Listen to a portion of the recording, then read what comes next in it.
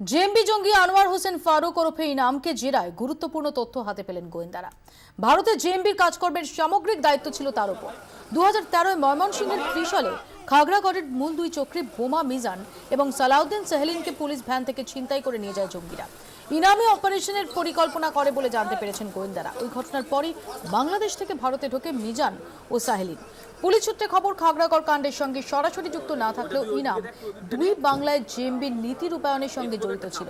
আমাদের সঙ্গে টেলিফোন লাইনে রয়েছেন সিজার মন্ডল। সিজার, দেখো মৌপিয়া, এই যে ছজন অ্যারেস্ট হয়েছে, যে ছজন জেএমবির কানেকশনে যাদের গ্রেপ্তার করা হয়েছে, তাদের মধ্যে ইউসুফ, মৌলানা ইউসুফ এবং জহিদুল খাগড়াগড় কাণ্ডে অত্যন্ত গুরুত্বপূর্ণ একটা ক্যাচ। কিন্তু তার পাশাপাশি আনোয়ার হোসেন ফারুক সামগ্রিকভাবে কিন্তু তদন্তকারীদের কাছে কার্যত একটা প্রাইজ ক্যাচ।